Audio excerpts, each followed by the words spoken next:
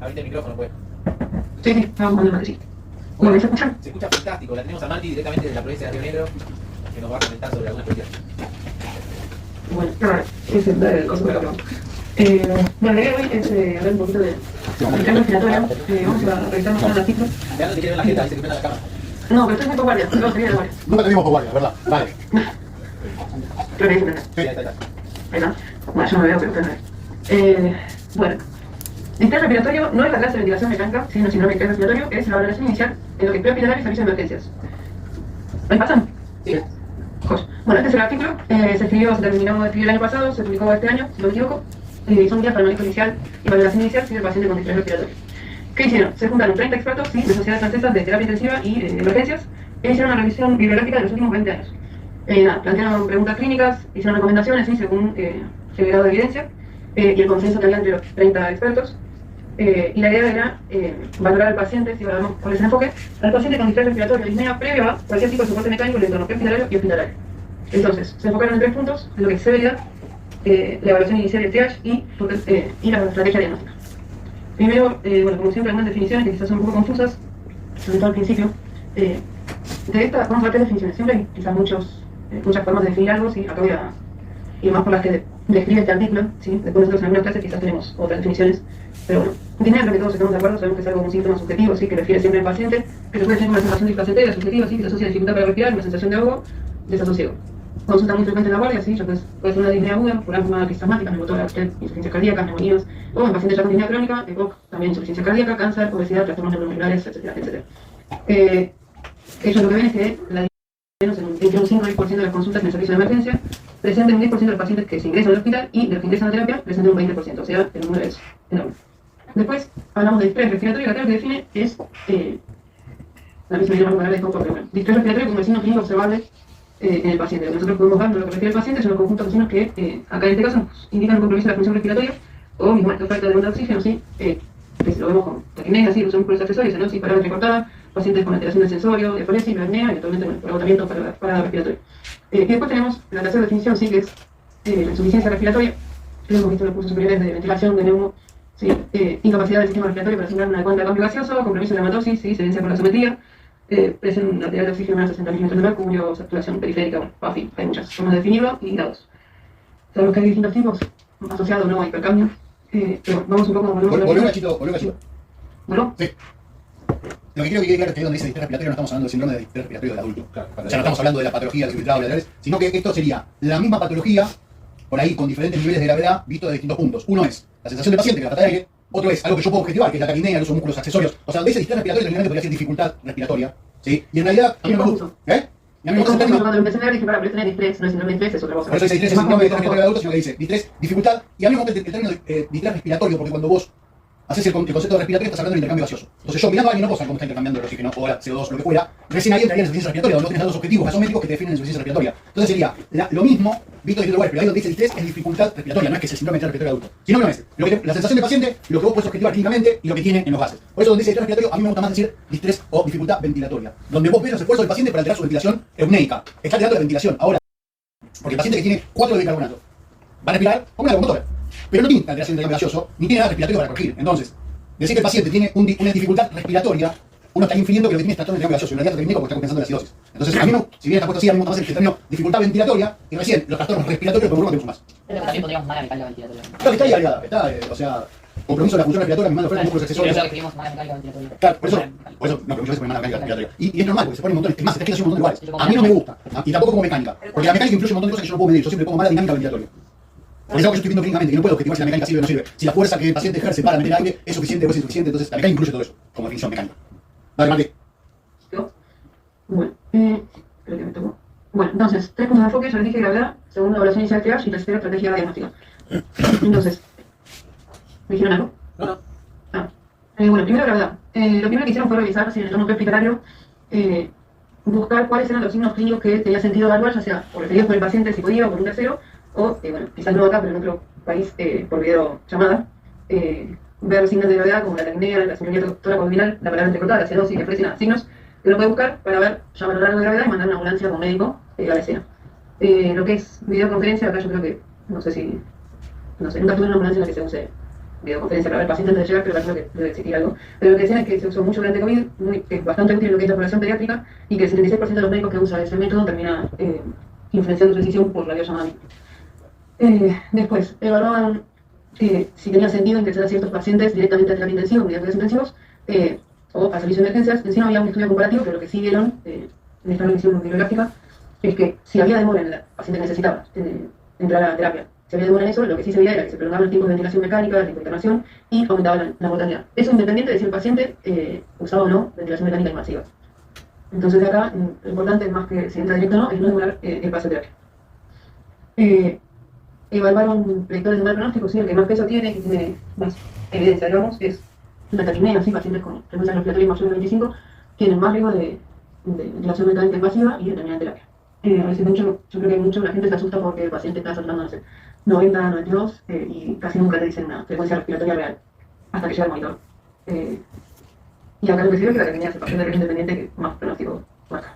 Después, bueno, como opinión de expertos, todos coincidieron que lo que es el sensor alterado, la respiración paradójica y el uso de músculos accesorios están asociados al aumento de mortalidad intrahospitalaria.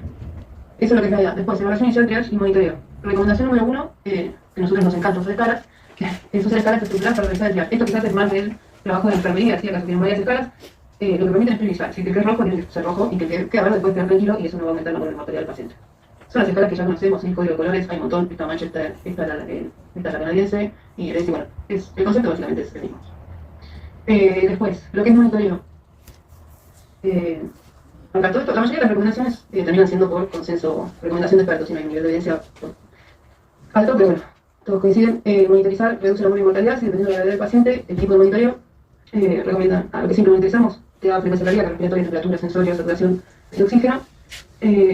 Y acá, bueno, mencionan varias escalas, ¿sí? Esto más que nada como para hacer un seguimiento de definir cada cuánto hay que monitorizar al paciente, porque un paciente que está estable, no lo voy a aumentar al monitor multiparamétrico, quizás es, bueno, cada 6 horas, 12 horas, unos vitales, contra el turno. Y otros pacientes sí o sí tienen criterio de estar bajo monitoreo continuo, todo esto a fin de reducir la mortalidad de los pacientes, y con estos scores también son como, fuera de definir la frecuencia de monitoreo, te permiten definir o no retrasar intervenciones de forma temprana.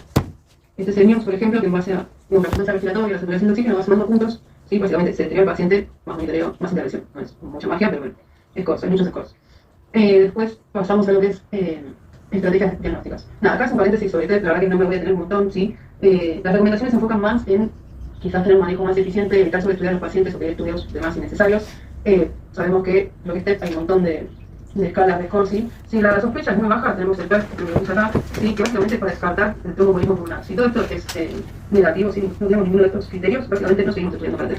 Y después, si tenemos un poco más de sospecha, tenemos un par de algoritmos que lo que se mostró es que cualquiera de los dos, el GIPS me parece que 14% y el otro 17%, disminuyen la tasa de realización de estudios como la angiografía pulmonar para diagnosticar TED. Y básicamente el resumen es elegir uno de los algoritmos que están validados y completarlo hasta que se confirme se descarte el TED. No da más vueltas. En general usan criterios clínicos y el libro de ajustado según cada cosa. ¿Qué más? Después, bueno, hablar un poquito de lo que es gasometría, ¿sí? Lo que es estado ácido base, básicamente comprado uno de evidencia y fuerte acuerdo, ¿sí? El gas venoso no sirve para cuantificar la hipoxemia, aunque lo corrijamos, el factor de corrección, no sé qué, hay un montón de variabilidad, no sirve, ¿sí? Lo que sí sirve, que está más relacionado a una presión parcial arterial de oxígeno menor a 60, o sea, insuficiencia respiratoria, y la saturación periférica, menor al 90%. En general, gases venosos sí nos sirven para valorar la presencia de hipercambio, ¿sí? Si es normal en un gas venoso, no necesitamos sacar una arteria para ver si hay una hipercambio asociada a la insuficiencia respiratoria. Lo que es el pH también lo podemos ver en un gas venoso, pero en pacientes más complicados, con trastornos mixtos, insuficiencia renal, siempre la gasometría arterial va a seguir siendo de referencia. Acá, esto es un poquito.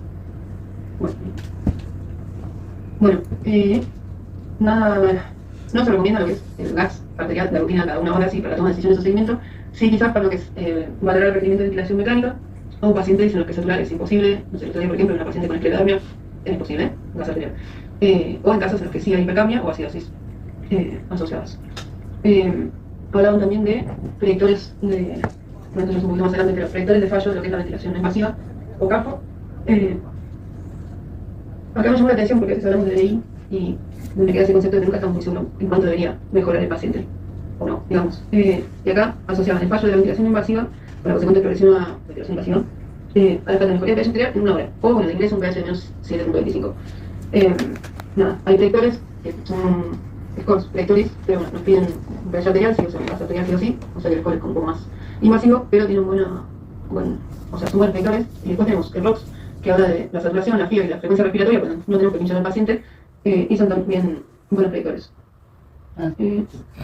Muy full moda. El ROX, calculo que los chicos que estuvieron en terapia ya lo vieron, los chicos de clínica lo usan bastante, sobre todo allá que tienen CAFO, pero bueno, siempre para venir CAFO, sí, básicamente hacemos el cálculo, Sí, y vemos si esos, tiene esa indicación de perdón, ¿no? Por perdón, la Martín.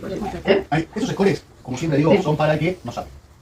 O sea, vos ayer empezaste a hacer guardias, tenés un paciente con él, haces el ROX y te fijas. Y según lo que dice el ROX, haces. Lo cierto es que tanto el CAFO como la ventilación no invasiva conllevan un montón de subjetividad y de causas por las cuales vos estás haciendo esta estrategia.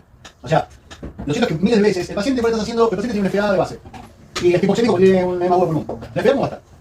Y pará, ese es un punto del acto. Y el paciente satura 93. Pero vos estás haciendo la BNI porque tiene menos de 60 de oxígeno o porque el paciente está muy taquimérico o tiene edema pulmónico que es la depresión posible torácica para poder salir al agua. Esos scores son para, como les digo, el que es completamente inexperto, llega, ve un número y actúa según el color y no personas de colores, ¿sí? Como el jardín infante, la con colores. Lo cierto es que no hay, al ser tan variable las causas por las cuales nosotros hacemos BNI y o CAFO en pacientes, adaptarse un solo score para definir si eso falla, no falla, si mejora, no mejora, me parece que no sirve. O sea, empíricamente a mí no me sirve, porque miles de veces no le da bola a ninguno de los parámetros que funciona, miles de veces esto parecía que funciona, pero en realidad como estás haciendo la ventilación no invasiva por motivos equivocados, parecía que el paciente mejora, pero no tenía indicación de BNI, entonces el paciente, si tiene una mejoría, porque le das PIB, le das oxígeno, le das soporte ventilatorio, el paciente también intubado igual, porque el motivo por el cual empezaste la BNI está agarrado. Entonces, mi recomendación es sepan que existen, pero no es para aplicar en gente como ustedes. Esto tiene que aplicar el que se cayó de la facultad ayer y se bajó una ambulancia, o el kinesiólogo que no tiene conocimiento completo de la fisiopatología de las cosas. ¿Sí? Igual también no sé por qué se la complican tanto, es como, bueno, mirarlo, el paciente da la frecuencia lo único, la frecuencia respiratoria. Porque está hecho para boludos. Sí, porque hubo un auge también la pandemia. Donde el dermatólogo tenía que haber insuficiencia respiratoria. Claro, había una forma de universalizar los criterios de a quién priorizar para la ventilación mecánica Pero invasiva. también Pero por eso digo, los scores son TB, sí, son re boludos. Pero justamente por eso, porque está hecho para boludo. No está hecho para gente con conocimientos o manejo o expertise. Como todos los scores. Claro. Y después también, bueno, viene por ahí de lugares anglosajones donde o sea, en muchos países no hay emergencia como especialidad ni terapia, entonces es una forma también. Igual no tenés que irte a otro país, o sea, No, claro, pero un bueno. montón de hospitales no tenés nada en Argentina. Bueno, metele Mati más. Seguimos. Dale. Yo creo que bueno, esto ya lo vimos, no material de rutina, salvo. Y después acá que evalúan biomarcadores, PCR y procalcitonina. Sí, si sospechamos alguna etiología infecciosa, no hay consenso sobre la utilidad para iniciar antibiótico-terapia más allá de estos marcadores. Hay estudios sí, pero los resultados son discordantes. Lo que sí permiten es disminuir el uso de antibióticos. Pero no se vio cambios en lo que es el pronóstico, y también se vieron algunos estudios, que se reducían en el uso de antibióticos y aumentaban la mortalidad. Si no me equivoco, es en hipoclorizados pacientes. Bueno, para que salgan usar los antibióticos. Está mal pedir biomarcadores. Sí. Dentro del escenario te puede ayudar, pero nunca tomar decisiones basadas en biomarcadores. Eso sí está claro. O sea, che, es un eco agudizado o es una insuficiencia cardíaca, tiene 900 de PNP, 1000, pero no tuvo fiebre y tiene 11.000 blancos, pero usa prednisona por su poco. Bueno, por ahí le pedís la provoca y te sirve, pero tomar decisiones con respecto a no está recomendado. Sí, lo pueden usar como para darle contexto a las cosas y por ahí encaminarlo, pero tomar, decir, bueno, si la prueba no baja, te voy a poner antibiótico, tuvo fiebre, no, la prueba baja. Eso está. Sí, no anda, no sirve para eso, no alcanza. No toca ni la PCR ni ninguna de las cosas. Sí, de hecho la guía de sepsis siempre recomienda basarse en la clínica y no en los biomarcadores. Es más, en lo que mejoran de la prueba es en la suspensión de antibióticos, cuando ya empezaste en terapia o en pacientes pediátricos, bajarle, o sea, suspender los antibióticos cuando la prueba baja, después de quinto, séptimo día en hacer tratamientos largos. Pero es lo único que más o menos anda bien. Y más para seguimiento. La PCR también. Claro. Sí, por ahí ayudan a veces esos marcadores, como dice Diana, en esos cuadros donde por ahí el paciente tiene POC y a la vez tiene insuficiencia cardíaca secundaria de la patología respiratoria y no sabe qué es lo que predomina y por ahí no está tan sintomático de lo infeccioso, pero ahí puede ayudar. Pero bueno, así es. Igual, en el Sí, de hecho particular. después hablan de, básicamente, nada, útil obviamente en pacientes con sospecha baja de SCD, por ejemplo, respectivo negativo, sí, obviamente, lo que decís, interpretar con el examen físico y el resto de los estudios complementarios. Así como marcadores mencionaba esos tres. Y después, lo que ya empezaban a ver era el uso de, primero, ecografía, ¿sí? Que veían que tenía más sensibilidad respecto a la placa, y después, bueno, otros beneficios como que sea Skype, nosotros tenemos placa portátil digital hermosa, a veces las placas que nos dan, si te aparecen, son invaluables. Entonces, el ecógrafo tiene ciertos beneficios, sí, obviamente es operador dependiente, pero nos puede dar una mano, sobre todo en cuadros de neumonía, neumotórax, con compromiso muy dinámico, bueno, muy Bueno, esto es lo que yo les vengo diciendo. O sea, si lo tienen, pídanlo, no dejen de pedirlo. Pero utilícenlo como un costadito más de la toma de decisiones diagnósticas, no va a ser un decisor. Pero si tenemos PNP, y el paciente no es claro, pídanlo. O sea, el periodo ayuda a tomar decisiones, pero ayuda a apretar con el afuro en vez de con el antibiótico. Por eso ayuda a tomar decisiones, pero no va a ser un decisor. O sea, no es que hay un punto de corte y acá para acá es insuficiencia cardíaca, y acá para acá es neumonía. Eso no va a pasar. Pero lo tenemos, lo pedimos y siempre tenemos un poco más de información para tomar decisiones. Sí. Acuérdense que el PNP en los gordos tiende a ser mucho más bajo que los flaquitos. Entonces, sí. No, ¿no? ¿Sí? Entonces, no tengo idea. Sí, eso lo mencionaba, el paciente con mediato o fallo renal, para cuidar con los valores, como se interpretan. O sea, si tiene insuficiencia cardíaca, clínicamente tiene insuficiencia cardíaca, venga el PNP que venga. Vale, ¿no? Bueno, después de la eco hablan de... Acá no sé si tenés las acá cosas. Hablan de la tomografía de tórax de baja dosis de radiación. Eso está en todos lados. Es un botón diferente al de la toma normal. Ok. La definición es medio garcha con respecto a la que usamos habitualmente. Y la cantidad de radiación por una toma de tórax es despreciable a la hora de poder producir cáncer. Así que yo me parece que es medio pedo. Pero de esta manera. Sí, bueno, la mencionaban y la recomendaban, bueno, en caso de duda diagnóstica o sospechas de neumonía, quizás patrones no tan visibles en alguna placa, presentaciones atípicas o en superposiciones lóbulo inferior, que no termina de estar seguro qué es. Mejora la precisión diagnóstica. En algunos estudios se vio que aumenta la rapidez con la que se toman decisiones, disminuye los días de internación, no de tratamiento necesariamente, pero no hay datos sobre si cambia lo que es la mortalidad de los pacientes. Y después... Antes de que sigas, ¿qué onda la tomografía de tórax? No escuché, perdón. ¿Qué onda? Le estoy preguntando a la gente, ¿qué onda la tomografía de tórax? Ahí dice que en las placas complicadas, en las cosas que quedan dudas, yo en eso no estaba de acuerdo con el artículo. Yo para mí, la decisión de la toma de tórax es diferente a lo que veo o no veo en la placa. A veces ni haría placa. Yo sí, pero ¿en qué va a salir ustedes la decisión de hacer directamente una tomografía? O nunca le harían una tomografía directa primero en la placa a todos. Quizá un paciente que ya viene con una comorbilidad, con una EPOC, con algo de base pulmonar que puede cambiar la interpretación inicial de la radiografía, que sea actualmente, o que sospecha que puede haber algo, un patrón atípico y que por ahí no se va a ver bien en la radiografía. ¿Alguien más? ¿Alguien no le haría tomografía de entrada a nadie si no tiene una placa? Si es un claro ICC que no cumple con el tratamiento, viene sobrecargado. ¿Para qué se la haga? No, pero ¿Es una placa ICC? Sí. Y hacer la placa. Yo no, depende de la disponibilidad que tenga un... La juntas en cualquier lado, donde tenés disponibilidad de la placa digital con el cosito que te muestra la imagen en el portátil y tenés todo, penado cosas. ¿Qué hacemos ahora? ¿Qué ven en la placa? No, tomo. ¿Hacemos muchas tomos? Sí. ¿Hacemos más? Sí, la verdad. ¿En qué contexto hacemos? ¿Dónde vos considerás que está de más hacer una toma? Cuando el acetato muy bien limpio. No. Por ahí en alguna... Para hacer, pero ¿en qué contexto hay que hacer una toma? solamente líquido. ¿Eh? O tenían solamente líquido. Muchas de las tomografías solamente era todo líquido. Está bien, pero ¿qué contexto te Fíjate lleva a vos? que no dializó, que está sobrecargado, muchas veces. Se le pide tomo porque, bueno, insuficiencia respiratoria. Una neumonía que no requiere tanto, o sea, clínicamente no presenta Hay que tanto. viene acá con la placa y te es una carne así y la mandamos a una toma igual. Entonces, muchas veces pasa eso. Yo así que sobreutilizamos la toma. Sobreutilizamos algunas tomografías. La mayoría de las tomografías al pedo que es el de tórax que hacemos acá, por ahí no salen el contexto de evaluación de un paciente que sospechamos insuficiencia respiratoria de agudo. O sea, el paciente que viene con la neumonía y que no está crítico y que le hiciste la placa y tiene una neumonía, ¿qué va a hacer la tomografía? Sabe, usted, escuchando un tumor, cosas así. Pero ahora el paciente crítico. Ahí lo digo. Cuando no tuvimos el tomógrafo disponible por una semana, mandamos a la gente con placa y listo. Y tratábamos a la gente con placa y listo. No, está bien. Yo lo digo Estamos hablando de evaluación del paciente crítico, tipo llega a mí me parece que lo que marca la necesidad por ahí de no hacer la placa y ahorrarse la placa es la gravedad del paciente. Claro. El paciente está grave. Y yo no tengo claro por qué está grave. Los pacientes llegan en disfunción respiratoria, dificultad respiratoria. Pero no tiene 93 todavía. No está rudo y no tuvo fiebre, pero tampoco tiene insuficiencia cardíaca, no tiene antecedentes, no tiene nada. Le hago la placa. ¿Cuándo hace la placa? No tiene nada. El paciente sigue saturando. ¿Voy a cargar la placa? No. Bueno, es una hora, como mínimo. Yo hago tomografía, o sea, yo hago tomografías de entrada de pacientes que me quiero ahorrar el tiempo. Y no tengo claro qué tienen, no tengo claro por qué están en dificultad respiratoria. Les hago una tomo y en la tomo defino cómo sigo. Sí, pero con un estudio que me lleva 5 minutos, que está más rápido que la radiografía y que tengo resultado antes, ¿sí? Como para tomar decisiones, me parece la gravedad. Con una sensibilidad muy superior. Sí. Porque estamos hablando de una diferencia chiquita. Capaz los de tomo no coinciden. Bueno, pero podemos estar sentados en una consola haciendo. El tomo toca apretando botones. tal puede cual. volver un paciente y tomar una decisión y la escriba en la técnica, no hay ningún problema. El momento que le piensa de tomo, bueno, escribirlo, no lo hace, es porque estoy hundido en un mar de ignorancia y apreta botones. Está bien, no hay problema. Pero Yo entiendo que obviamente coincide, la tomografía, yo pido también un montón de tomografía, pero siento que capaz eso es lo que parece hacer muchas tomografías del bebé. por eso te digo, el problema del acceso es fiebre, tos, expectoración. Satura 99 y pidiendo. Bueno, no, sí. Pasa todo el tiempo. Pero eso, o sea, el problema está en la cantidad enorme de pacientes que están en el fondo, así, que sí, ahí tienen un poquito de hipoxemia, pero son dejan contraestables, qué sé yo, ¿por qué? Siento que ya le hiciste la placa y la placa ya tiene la neumonía, ¿para qué van a pedir una tomografía? Ahí es donde pasa. Pero el paciente grave, para mí, la tomografía es ganar tiempo en la evolución del paciente. O sea, vos vas a tomar una decisión mucho más rápida, con ese, incluso si la limpia tenés que pedir una FTC y, o sea, en el paciente que está grave, la tomo gana tiempo. Y todos sabemos que mientras más rápido tomamos una decisión del paciente grave, mejor va. Entonces, esos pacientes yo creo que la tomo tiene lugar, de entrada, sin esperar la placa. Yo creo que igual capaz esto está planteado en un lugar en donde te hacen la placa digital, se ve espectacularmente, le das un botón y te vienen así, a los 5 minutos una placa. Tampoco. Y... El paciente grave, yo si la placa no me deja claro que tiene, le tomo. Y la mayoría de los pacientes graves, que vos no sabés qué tienen. Si el paciente tiene infectado, ya se la tomo para saber qué tiene. No sabes por qué está ahí, si el paciente tiene un infectado chiquitito en la base, pero satura, entonces se la tomo. Si el paciente, la placa parece normal, pero tiene hipoxemia, entonces se la tomo. No, pero simple no la haría. Si la placa está normal claramente digital, se ve linda, no la haría, la tomo sola, simple, buscaría otra alternativa. La pregunta es, buscate un artículo que diga cuántas imágenes aparecen en las tomografías que no salen en las placas. No. Entonces el 35%. ¿Qué pasa contigo? El 35% de cosas que no vemos en la placa, que se ven en la Massachusetts o del Massachusetts, porque Massachusetts No importa, porque claro, ya debe ser peor todavía, porque seguimos usando la radiografía, claro. Es una comparación entre radiografías que parecen normales, pero sus tomografías, un 35%, tenían cosas que cambiaban conducta, no que aparecían una cosita que... Cuando aparece una radioplasticidad en la placa, y me van a hacer una toma y está todo. Mira el pulmón, modificado. Pero por sobre todo la cuestión es cuando vos, la placa no te define la cuestión y la tomosis. Eso, por decir, sí, nuevamente. Mira el tipo, con un cuadro que sufrió una neumonía, le hace la placa, tiene una neumonía. Y después le hace la toma y tiene más neumonía de la conducta. O sea, de pedo. O sea, no es que le vas a poner más oxígeno, ni más antibiótico, ni nada. Tiene la misma neumonía, pero que la toma se ve más grande. O sea, el tema es cuando la placa te muestra una cosa, pero en la toma tenés otra. Que eso es lo más común. O cuando la placa es normal, y la tomografía tiene cosas. Que es muy común. 35%, es una barbaridad, 35%, ¿eh? Es 4 de cada 10. Digital o no digital, no importa. Yo por ahí lo que hice el estudio de ser digital, no me acuerdo, pero debe ser digital. Bueno, además dice, pues vamos a tener el segundo Bueno, ya creo que está reunido.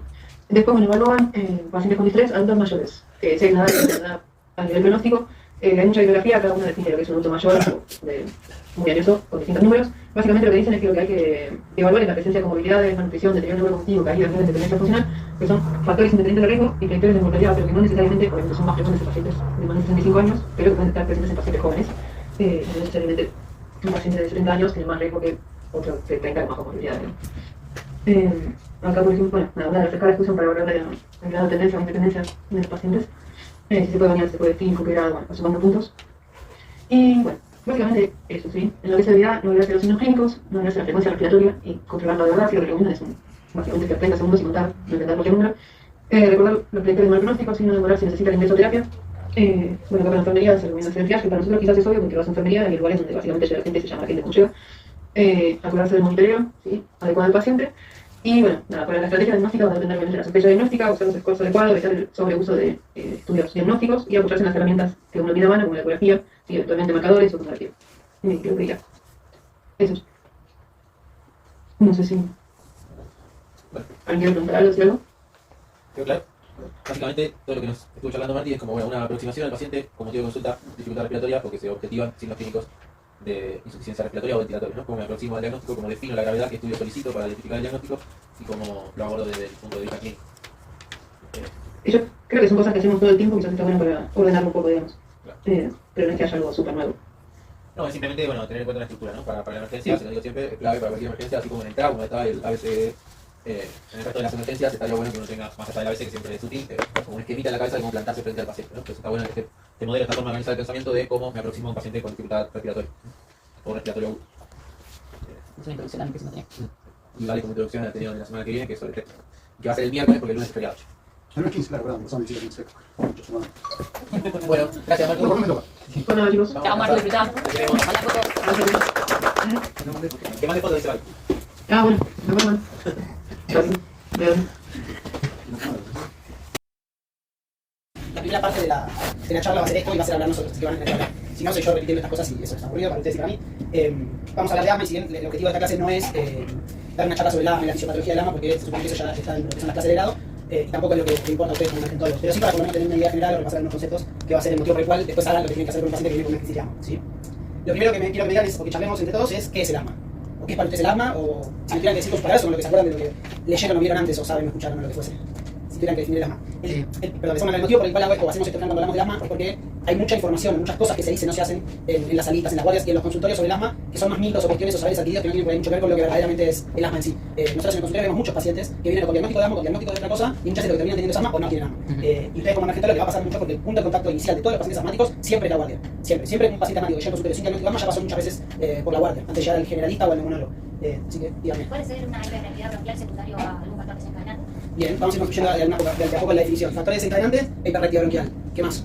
Obstructivo, modificable. Bien, hiperreactividad bronquial es parecido a decir, o mejor dicho, una obstrucción bronquial modificable o reversible es una forma por ahí distinta y un poco más compleja de decir hiperreactividad bronquial, más detallada que hablar de hiperreactividad bronquial. Hiperreactividad bronquial es eso, obstrucción bronquial que tiene cierto grado de reversibilidad en el momento o a lo largo del seguimiento del paciente. ¿Sí? ¿Y qué más?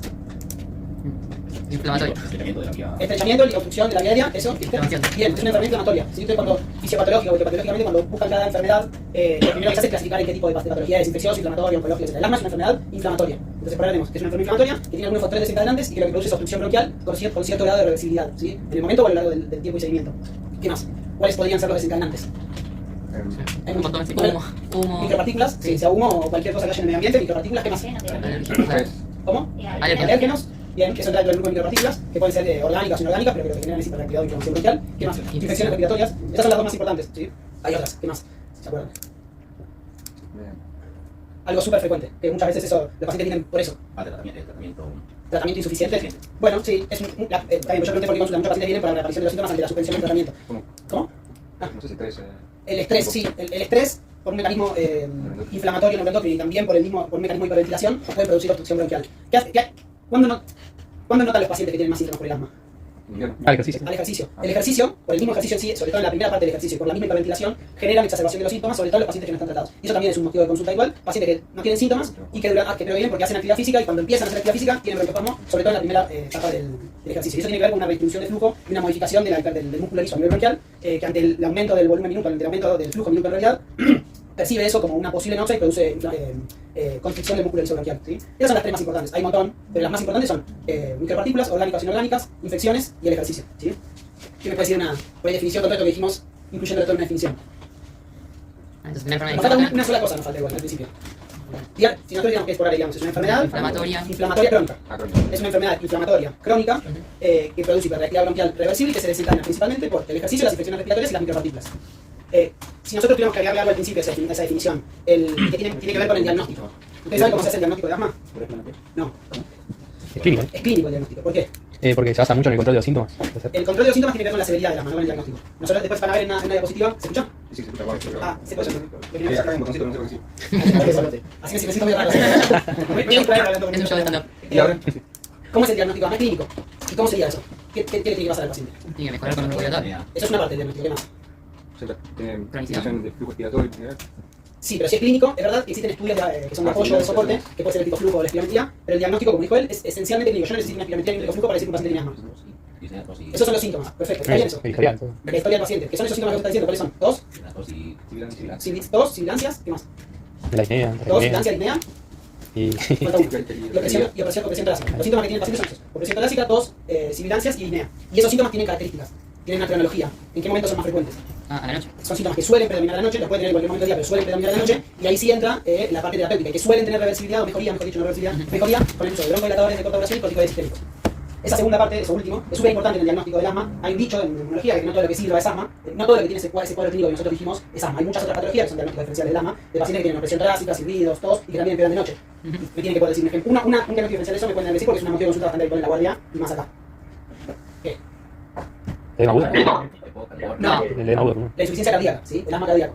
La insuficiencia cardíaca produce síntomas muy similares, tiene otras cosas, ligeramente el paciente es otro, pero tiene esa presentación clínica y es un tipo de presentación clínica que uno le puede dar broncodilatadores o corticoides y el paciente está más o menos igual, no le pregunta si mejora y dice que más o menos igual. Obviamente uno escucha a ese paciente y puede tener delante, puede tener edema, puede tener insuficiencia derecha, o sea, puede tener otras cosas, ortopnea y demás, pero es un paciente que no necesariamente es asmático per se. Existen otros diagnósticos diferenciales que entran dentro del grupo de los que llaman de cuadros córtico resistentes. Una cosita que es importante que ustedes sepan, que también es importante en la emergencia, que es un paciente que viene con la sintomatología del asma, con síntomas recurrentes y que viene con muchos cuadros, muchos usos de corticoides sin mejoría, pero no que le dan el corticoide mejora y a los 2 meses le vuelve a pasar, sino que viene hace varios meses consultando por broncoespasmo. Y no mejora el corticoide. Cierra el micrófono. Sí, cierra que se enoja. Fue ella la que gritó, no yo. No me pueden ver. Ya me conocen. ¿En qué pensarían en un paciente que viene muchas veces con broncoespasmo, que es el cuadro del que estamos hablando, que le dan corticoides y no mejora, y reconsulta, y le está en el tratamiento, y no mejora, y viene con broncoespasmo? No. Algo que hay que pensar siempre, que es el cubo de la medicina respiratoria. No es mejor. No. Si ustedes buscan o leen alguna vez tromboembolismo de pulmón, van a ver que el broncoespasmo está dentro de una de las presentaciones clínicas. Y el broncoespasmo se presenta con dolor torácico. Entonces, muchas veces en pacientes que tienen TEP subsegmentarios, la presentación es broncoespasmo córtico resistente. Nosotros acá vimos un montón de pacientes así, que realmente no es un TEP masivo, no tiene compensación hemodinámica. Los TEP subsegmentarios pueden tener una presentación clínica. Esto no significa que ustedes van a ver a un paciente de 17 años con broncoespasmo y van a pensar en TEP. No. Pero cuando un paciente consulta muchas veces con broncoespasmo y no mejora con el corticoide, dice que le dan corticoide, pasan 2 horas y sigue exactamente igual. Y le pasó muchas veces eso, uno de los diagnósticos que tiene presentes es el tromboembolismo del pulmón. Bueno, entonces, siguiendo con esto, ya más o menos hicimos la definición del asma e hicimos el diagnóstico. Y nos falta una palabra para la definición de asma. Si nosotros decimos que el diagnóstico es clínico, ¿qué implica cualquier diagnóstico clínico? Sí, signos y síntomas. ¿Y cómo se llama eso? Un síntoma. El asma es un síntoma. ¿Sí? Como muchas enfermedades que fueron definidas en algún momento de la medicina, a la medida que fue pasando el tiempo se fueron aprendiendo un montón de cosas, pero la definición del asma es una definición muy vieja que es sindrómica. Es un conjunto de signos y síntomas en definitiva, no es más que eso. Hoy en día, si ustedes abren las guías y leen o empiezan a leer, hay un montón de información. Por eso hay muchos pacientes que dicen, no, yo tengo asma alérgico, yo tengo asma, y le dicen, hablan de tipos de asma. En realidad, estrictamente, el asma como tal y como su definición sigue siendo así, es una definición que es sindrómica. Después existen algo que son los fenotipos de asma, que eso sí no compete a la evaluación y al tratamiento de un paciente agudo o en una guardia y demás, que le compete, es muy competente a la especialidad que tiene que ver con los fenotipos de asma. Y eso es importante solamente para la última línea de tratamiento, que es el uso de anticuerpos monoclonales o la elección del tercer controlador, y eso la verdad que mucho no importa. ¿Sí? No importa, en un paciente que viene agudo con una crisis de asma, si el asma es alérgico, es eosinofílico, pausa amilar, no importa, en agudo se tratan todos igual, todos bastante parecidos a la crisis de asma. ¿Sí? ¿Cómo es el tratamiento del asma? corticoides y broncodilatadores. Bien, excelente. Eso está intenso a fuego hace muchos años acá. Yo siempre hago un comentario acá, porque en general ustedes están haciendo la residencia, o estamos en un hospital donde hay un manejo que es bastante adecuado de las crisis del asma, ¿no? Es muy raro que un paciente que venga con una crisis de asma caiga al consultorio de neumología con acitromicina, CEMUC y sin broncodilatadores y corticoides. Eso no nos suele pasar. Un poco el hecho de seguir haciendo esto es para que eso no vuelva a pasar. Si ustedes van a otro lugar o si hicieran neumología en consultorio en otros lugares, les pasaría todo el tiempo, que el paciente con una crisis de asma van a la guardia, le dan acitromicina, le dan CEMUC y le mandan al consultorio y le sacan por ahí el tratamiento que venía usando. Sí, nosotros lo vemos en la guardia. Le llega la tercera consulta, a otro lugar donde hicieron eso. Eso es súper importante, después lo vamos a ir viendo algunas cosas más. El tratamiento es ese, broncodilatadores y corticoides. Ese es el tratamiento esencial, esa es la evidencia que hay, no hay evidencia de otra cosa, ¿sí?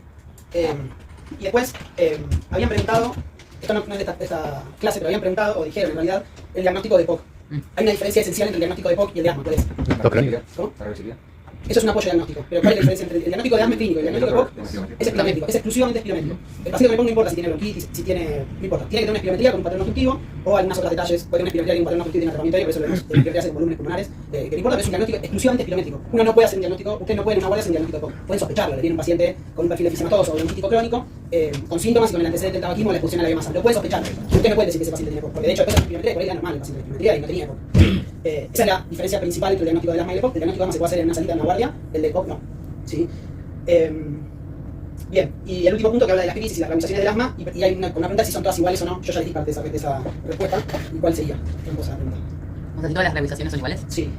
Habías dicho que de la severidad. Exacto, lo que varía es la severidad. En sí, el comportamiento del paciente es lo mismo, lo que va a tener es un degradé, si se quiere, de síntomas que lo que van a definir es la severidad, tanto del asma como de la crisis, ¿sí? Y eso no se lo mezclen porque es confuso y es confuso la definición. El asma per se puede ser leve, moderado, grave o grave de difícil control, que eso es una clasificación que hacemos durante el seguimiento del asma y tiene que ver con la cantidad de medicación que necesitamos usar los neumólogos para que el paciente no tenga crisis. Y por otro lado está la severidad de la crisis, ¿sí? Un paciente con asma leve puede tener una crisis de asma o de asma casi fatal y terminar en intubado, ¿sí? Son dos cosas que no tienen nada que ver, porque puede ser un paciente con asma leve que con una terapia de corticoides anda perfecto, deja el tratamiento, viene con una crisis y es una crisis grave, ¿sí?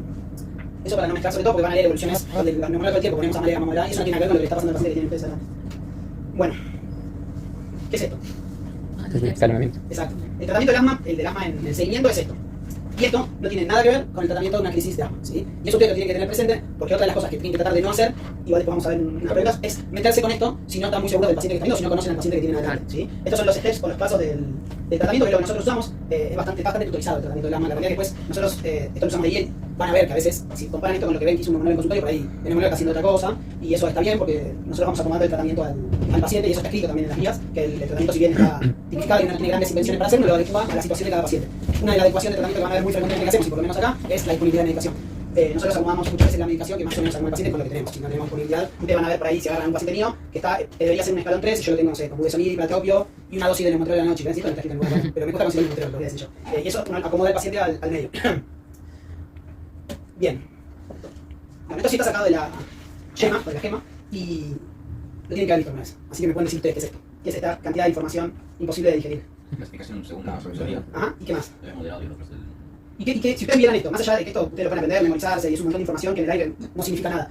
Si ustedes ven todo esto, ¿dónde les parece que está lo más importante o qué es lo que a ustedes les parece que de esto puede ser lo que ustedes más van a usar a la hora de tener que tomar una decisión con un paciente? Uso de músculos accesorios y hipoventilación, que no haya sibilantes. Aletría de conciencia. No, bueno, sí. No, ¿por qué? Es cierto que ustedes tienen que tener presente eso y saberlo, pero si ustedes tienen un paciente que tiene respiración agónica, que no puede hablar, que está bradimédico, que tiene síntomas de neurológicos, o que está chocado, que desatura, ¿tienen alguna duda de lo que tiene que hacer ese paciente? ¿Van a mandar a ese paciente a la casa? No. Si tienen un paciente con una crisis vital y le diría con una crisis grave, no hay muchas dudas de lo que hay que hacer con ese paciente. Eso es más, no necesitan internarse por ahí hasta para saber que ese paciente con este paciente lo tengo que dejar internado. Sí, pero igual, pero hay muchos pacientes que no se presentan con silencio ocultatorio con crisis vital. O sea, capaz una crisis grave que tiene silencio oculatorio, pero no tienen 150 de frecuencia cardíaca ni 30 de respiratoria ni está con entonces, está bien lo que por eso, esa para mí la pauta más grave que nosotros es el examen físico para entrecortada, examen físico de hipoventilación no transmisible, y ahí es como, bueno, este paciente prioridad para entrar, pero no es una crisis vital. Bueno, pero la que yo estoy tratando de decirles es que ese paciente igual no tenés duda de que lo tenés que entrar. Entonces, obviamente ese es un paciente de riesgo, pero es muy difícil que ese paciente se te escape. El paciente que corre el riesgo de que se te escape, o que lo dejes sentado en una sala de espera, o que diga, bueno, es la diferencia o la duda entre si es una crisis moderada. Ese es el gran problema del asma en la guardia, es ese, el paciente que vos no sabés, hay un componente muy social, emocional y de percepción de síntomas en el asma, esto lo habrán visto, que hay pacientes que hasta pueden incluso tener, no sé, 140 de frecuencia cardíaca y están sentados así y se sienten bien, y vos le empezás a revisar y el tipo no está bien clínicamente, pero tiene una baja percepción de síntomas, eso existe en el asma. Y la distinción son las crisis moderadas. ¿Por qué? Porque si no, eso lo vamos a tratar, ¿no? Así. A ver, pero como pone ahí, perdón, pero ves como pone ahí, para ahí la moderada grave es como que se sobre... Se solapan. Y el problema son esos pacientes. Porque, volvemos atrás, vos los criterios que tenés que tener más presentes son los de las crisis moderadas y graves, porque los pacientes que tenés que distinguir son esos. Porque ahí es donde vas a tener que detectar y definir si ese paciente se puede ir a la casa y venir en 48 horas a la demanda espontánea de controlarse o lo dejo en observación hasta mañana. Y la diferencia de conducta está en eso. Los pacientes que tienen síntomas, signos o síntomas de una crisis vital, habrá que trabajarlo, pero bueno, es un paciente que ya sabe que se tiene que quedar internado y la gran decisión que toman todos los médicos que están en la guardia en una emergencia es decidir si ese paciente se puede esperar 8 horas allá afuera, se tiene que quedar en observación, se tiene que quedar internado, lo mando a la casa para que venga a ver el neumonólogo y que se juegue el neumonólogo los días. Esa es la decisión que tienen que tomar ustedes. Y para tomarlo tienen que poder filtrar muy bien los pacientes que tienen una crisis moderada, una crisis grave y la respuesta de ese tratamiento. Y por eso, que ya nos adelantamos, es que cuando ustedes ven esto, que es una guía para toma de decisiones de estos pacientes, van a ver que los pacientes que tienen crisis moderada graves como que están puestos en una bolsa, todos juntos en el medio, ¿sí? Y yo estoy viendo, pero... Y yendo a esos pacientes que tienen crisis moderadas o crisis graves, van a ver que hay un montón de cosas que son también difíciles. Porque yo les digo, uso de musculatura accesoria presente o muy evidente. ¿Qué es eso? Yo no lo sé, si ustedes me pueden decir cuál es la diferencia entre uso de musculatura accesoria presente o muy evidente. Presente tenés que mirar el límite ahí. Está bien, en un chico de 17 años que pesa 60 kilos y es flaco, si el paciente tiene 45 años y tiene un cuello así y pesa 120 kilos, yo qué sé, sí. Es muy difícil, son diferencias que vos... Cae como ojo. Exacto, hay mucho que tiene la experiencia y hay otros datos que no.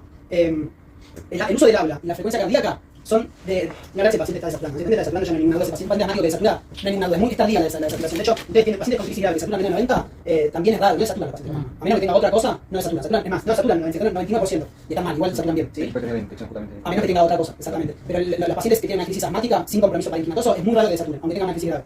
Pero la sensibilidad de la frecuencia cardíaca y del uso del habla son de los criterios los dos más sensibles para la evaluación del paciente. ¿sí? Y lo que ella mencionó, que es el uso de la musculatura accesoria, también, pero la evaluación de la musculatura accesoria en los pacientes es difícil. Es mucho más difícil cuando uno tiene el paciente sentado delante que cuando uno se lo imagina o se piensa en un paciente que mide unos 70, pesa 65 kilos y es joven. ¿sí? Entonces esos dos criterios del uso de la frecuencia cardíaca y del habla son, para mí, de todo lo que está acá, lo que yo les puedo decir que es más útil a la hora de evaluar un paciente. ¿sí? Después, eso está acá. Respecto al tratamiento de la crisis de asma. ¿Cómo se trata una crisis de asma? Ya me lo dijeron. Pequeños detalles que podemos agregar, ¿qué se les ocurre? Oxígeno, vasodilatadores es necesario. ¿Oxígeno cuándo? Cuando la saturación. Sí, la saturación objetiva de los pacientes con crisis de asma es esa, es 92-93%, no es necesario que el paciente sature más, y tiene que ver un poco con lo que decíamos antes, que son pacientes que no desaturan. No tiene algo parenquimatoso. Y en los pacientes obstructivos, que esto también nos van a escuchar decirlo 500 millones de veces, el oxígeno tiene un estímulo que es depresor del sistema nervioso central, o del centro respiratorio en realidad, entonces no hace falta que el paciente sature 99%, cuando sature 92-93%, nosotros estamos contentos. Entonces el oxígeno es de uso excepcional. ¿Y lo otro dijiste? ¿Broncodilatadores? Corticoides sistémicos, broncodilatadores. ¿Cuáles? Broncodilatadores, principalmente los de acción rápida y corta. Sí. Salbutamol. Salbutamol, que sería un beta 2, usaba. Sí, más bien hipatropio. Y cuando, objetivamente y según las guías, ¿cuándo estaría indicado el hipatropio? Es moderado severo. Exacto, cuando la crisis de moderada severa en adelante está indicado hacer el combinado. Y después la indicación del uso de corticoides inhalados, que es discutida. ¿Cómo funcionan los corticoides? ¿Saben cuál es el genómico en general, o upregulation de receptores? Exacto, tienen un mecanismo genómico que tarda mucho, entonces si uno lo piensa no tiene sentido usar los corticoides inhalados, pero tienen una upregulation de receptores, que creo que los receptores de no me acuerdo ahora, pero algo, una cosa por el estilo, por lo cual tendrían un beneficio, pero mucho menor que el uso de SAMA y SABA. Van a ver que cuando aparecen las guías, muchas veces no les dicen el nombre de la droga, aparecen las siglas. SABA es el salbutamol, SAMA es el hipatropio, ICS es el corticoide, y después lo mismo, pero en vez de S que es de short L, que es de larga duración. ¿sí? Lo van a ver siempre con esa definición. Y algo que es importante y que eso sí no se usa tanto, pero que es súper útil, es el pico flujo. ¿sí? Sí, acá tienen. teníamos. Rompió. No, yo no les puedo traer un pico flujo, pero les puedo mandar un video de cómo se usa. Está con solución. Creo que se hace, ¿no? Hay que ver.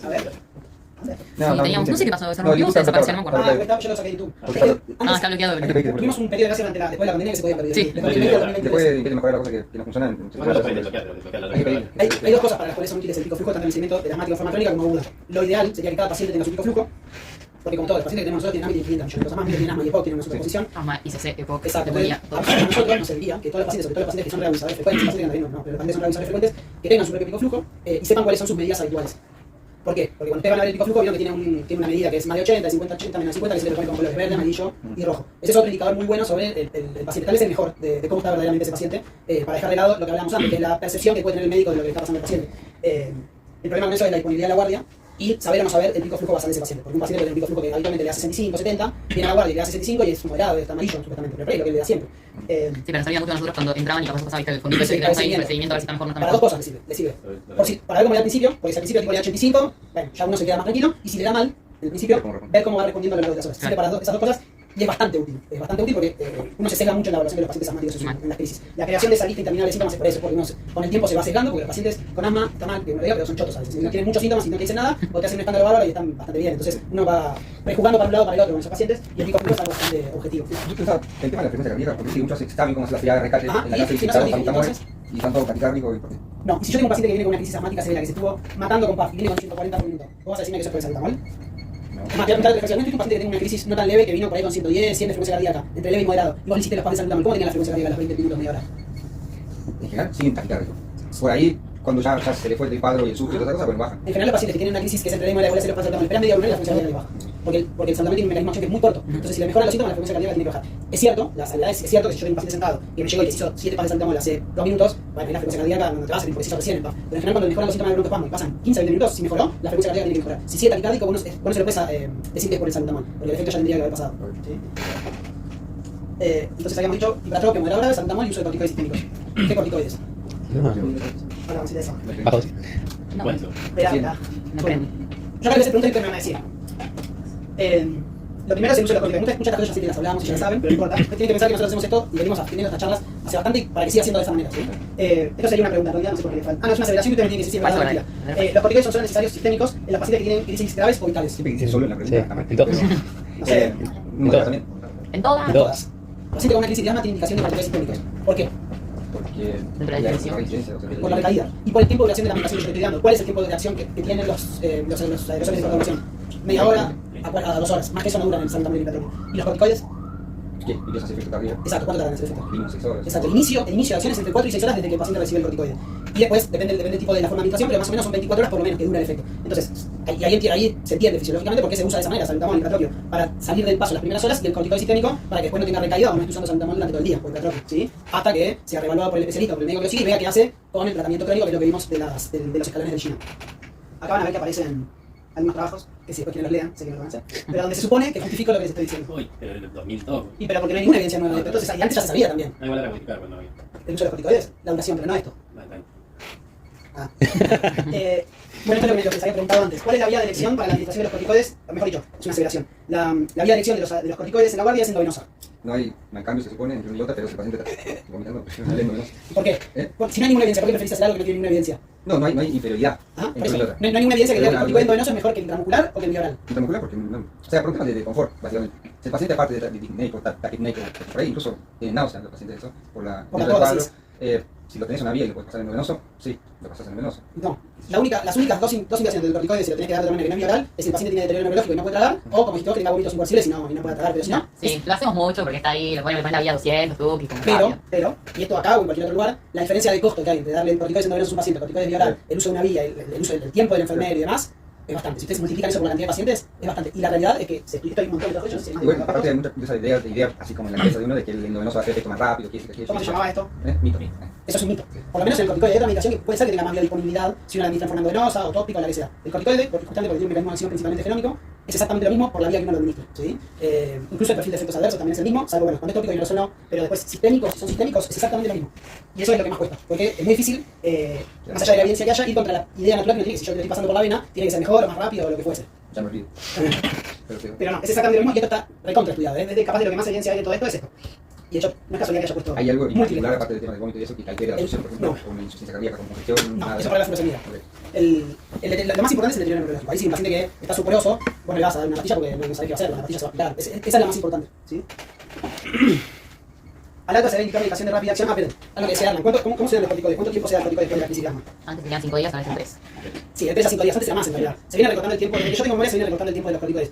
Existe alguna evidencia y eso es completamente relativo, cuando ustedes leen los trabajos al respecto van a ver que eso tiene el disclaimer de que eso es a conciencia no es conciencia, esa experiencia, si se quiere, el conocimiento de cada paciente. ¿Por qué les digo esto? Van a ver que nosotros vemos pacientes en el consultorio con una crisis y le damos 20 días de corticoides. Pero eso es porque uno está viendo un paciente que uno ya conoce y que uno elige hacer un tratamiento más prolongado porque sabe que es un paciente que cuando tiene crisis es lento respondedor o porque tiene alguna característica particular y decide hacerle un tratamiento y decide hacer cosas que realmente tampoco son necesarias, entre comillas. 3 es como que muy poco. Igual está metido el tema del costo del la insuficiencia suprarrenal y tú depende de dónde lo veas. Supuestamente a partir del tercer día ya puede ser insuficiencia suprarrenal. Eso, hay evidencia, respecto a la insuficiencia suprarrenal, hay evidencia que va desde que empieza el tercer día y hasta el 21 día. En algún momento de ese, más de 21 días no hay ninguna duda. Si uno usa corticoides más de 21 días, o a partir del 21 tiene que hacer tapering.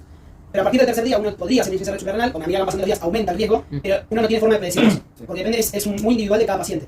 Y por eso que dice Arlan también, le voy a decir algo sobre lo que no hay mucha evidencia, que es cuando uno decide hacer tapering. Te van a ver que por ejemplo nosotros le damos 5 días 40, 5 días 20, 5 días 10. Estoy obligado a hacer eso y ni sí ni no, porque estoy menos de 21 días. Y eso depende también del conocimiento que uno tenga de ese paciente.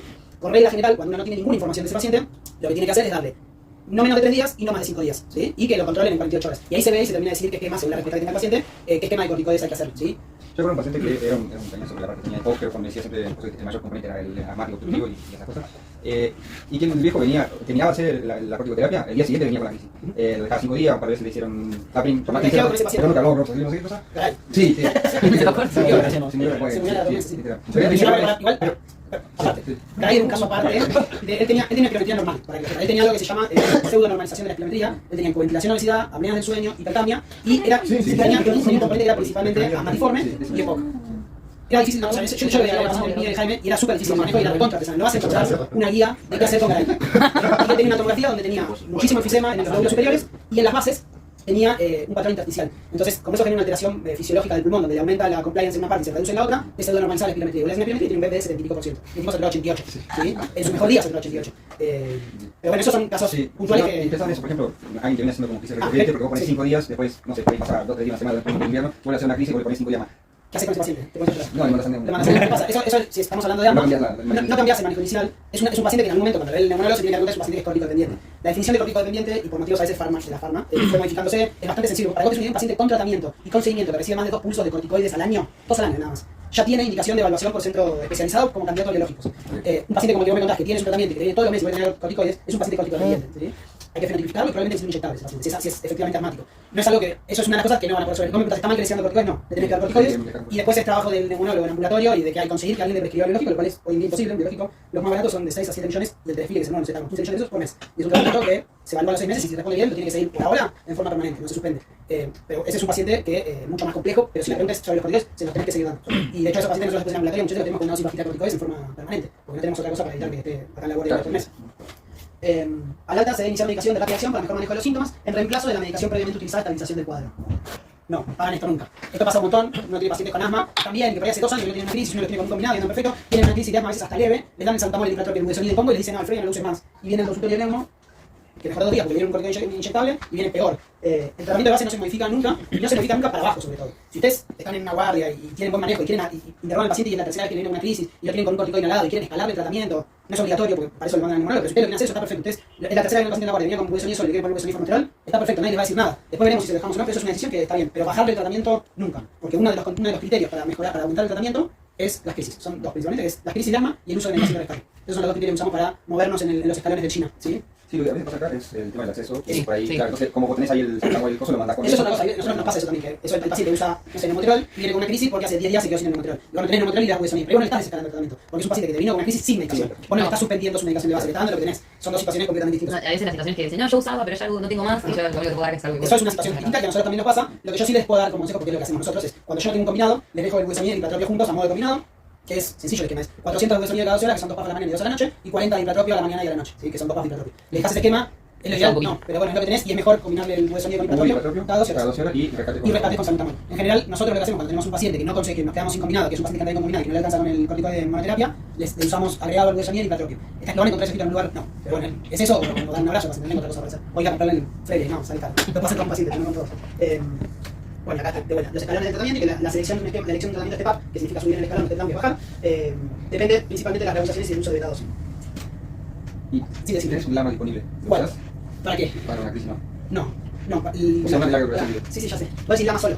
No, digo, viene a la guardia para una crisis, pongo budesonide y diplatropio y uso el de larga duración. ¿Cuál de larga duración? No sé. Los lamas que hay son principalmente el tiotropio y el lumiclinio, pero el que hay más disponible es el tiotropio. Si vos tenés a lo que dicen las guías, el tiotropio o los lamas de larga duración están indicados en el último escalón como tercer controlador, principalmente los pacientes ambulatoriamente, principalmente los pacientes que tienen una superposición entre asma y EPOC y tienen poco componente alérgico. Cuando el paciente tiene más componente alérgico, uno usa montelukasa asociado a antihistamínico. Eso es más eso sería más grave ya, porque vos estás usando 3 controladores, que lo que define a la más grave, más pacientes necesitan 3 controladores para el control de los síntomas. Ahora, si vos me preguntás, ¿qué hago si vos tenés un paciente acá que usa Frevia y tenés un tiotropio? No cambia nada, dale el budesonide con el hipertropio y el tiotropio dejarlo para otra instancia, porque no... Pero en el agudo usas salbutamol. En el agudo usas salbutamol y venía con Freire con otra cosa. Ahí durante el episodio... Corticoides y no podía traer de larga duración. Porque el esquema para el tratamiento de la crisis es para las primeras 6 horas lo de corta duración y a partir de las 4 o 6 horas el efecto del corticoide sistémico. ¿Sí? Porque por lo menos 3 a 5 días con control en el medio por la neumología. Yo acá les mostraba que acá está. Debes agregar lama y referir al fenotipo. Si el fenotipo es darle sangre, ver si tiene sinófilos, IgE o si es posible hablar. Estábamos en el 3. Lista. Yo creo que esta diapositiva.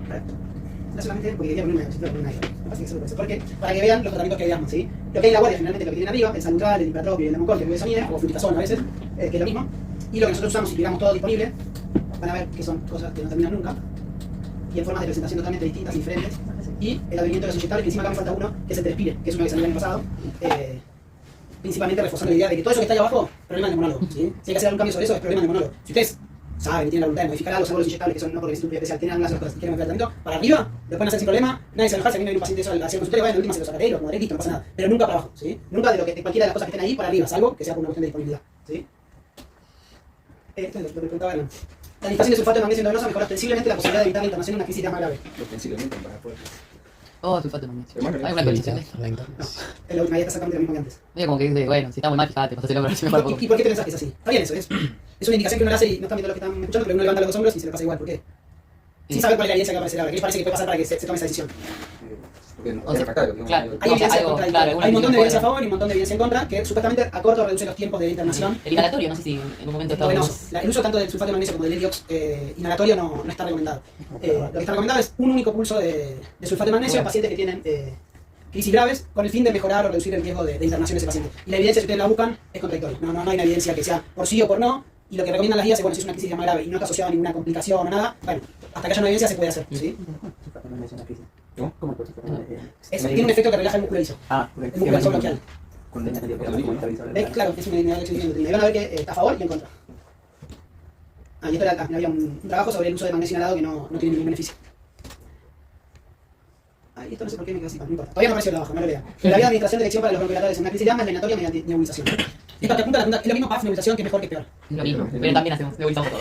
Es exactamente lo mismo. No solo es exactamente lo mismo, sino que en este caso la recomendación es usar dispositivos presurizados. Es decir, usar PAF. ¿Sí? Aerocámara y PAF. Está recomendado eso por sobre la nebulización. Ahora ya sobre. O sea, no, pero en un momento era como lo mismo.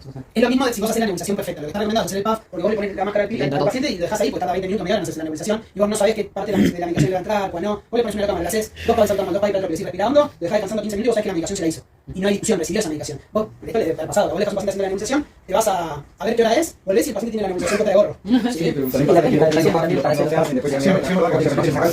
Sí, exactamente. Los PAF se el paciente tiene que hacer de forma supervisada, no el paciente. Pero por eso, en una guardia debería ser que alguien vea cómo se está haciendo los PAP, pero a veces el paciente no llega a hacer adecuadamente la... ¿Por qué? No, porque imagínate que vos con él le decís, bueno, los primeros 2 sí se los ve como si fuera hermoso, así, tuki, y después a los 20 minutos estás con 4 más que te olvidaste. Pero es un problema de supervisación, es mucho más fácil supervisar que sea 4 PAF cada 20 minutos a que sea una nebulización durante 15 minutos. No, porque puedes dejar la nebulización ahí. ¿Y estás seguro que se va a tener todo el tiempo así y no se va a sacar? Si lo ves mal así, te No, sí, relativo. Los pacientes no dicen eso y me acabo de La decir. recomendación es usar los PAF. Sí, lo que pasa muchas veces que los pacientes dicen que con el PAF no sienten tanto alivio Sí, como con la eso es nebulización, pero eso es más subjetivo. Eso es completamente subjetivo, la respuesta es exactamente la misma en cuanto a eficacia. Lo que está escrito por lo menos es que el cumplimiento del PAF es más fácil. Y eso está escrito en la crisis y en los pacientes crónicos también. ¿Sí? Que la adherencia al PAF, pueden hacerlo, la adherencia al PAF es mejor que la adherencia a la nebulización. Y hay algo más, porque eso respecto al salbutamol y al platróquio, que son las nebulizaciones con budesonide. Las nebulizaciones con budesonide son incluso menos eficientes que el PAF. Y eso tiene que ver con el peso osmolar de la partícula de budesonide, que es una partícula muy grande, y que cuando uno hace la nebulización, la dosis efectiva que llega a vía aérea es menor que cuando hace el PAF. ¿Sí? Eso es específicamente para el corticoide inhalado por el tamaño de la partícula. Después la maquinita esa que bueno, tenemos un par. No, la ¿cómo era? Aerocan. ¿La cámara? No, aero... Está bien. Este está buenísimo, es Sí, un... ¿cómo se llama? Es como una cámara con un espaciador. Sí, no, sí, y hay una membrana que va vibrando y que va generando un micropartículas. Sí, Eso es para el PAF también. Sí, los PAF lo puedes dejar conectado ahí. Micronizados, sí, partículas O micronizadas. con ventiladores y tal. Y abajo está la evidencia que debería haber sido apareció primero. Y bueno, esto es un pequeño resumen que es el mismo de lo que hablamos recién, no se lo voy a leer, es lo mismo que ya dijimos. Y se supone que eso es todo, no sé si me quieren hacer una pregunta. Yo, porque siempre, ¿no? Crisis, internación, un ratito de observación, después post alta de neumo. ¿En cuánto tiempo sería lo adecuado mandar al paciente al 48 horas. O sea, no ADE. Acá hay nosotros ADE tenemos 48 horas. 48 a 72 horas. Máximo 72, que tiene que ver con el indicativo, porque si es un viernes no va a poner hasta el lunes. Sí. Y si es lunes, el miércoles no hay ADE, pero de 48 a 72 horas. Ahí se pensaba que era muy temprano, por eso le decía, esperar terminar el corticoide y le decía 5 días. 48 a 72 horas para el neumo está perfecto. Bueno, criterio de incubación, obviamente, si está en una crisis vital. Intentar pasarlo porque y después lo otro es ketamina, sí.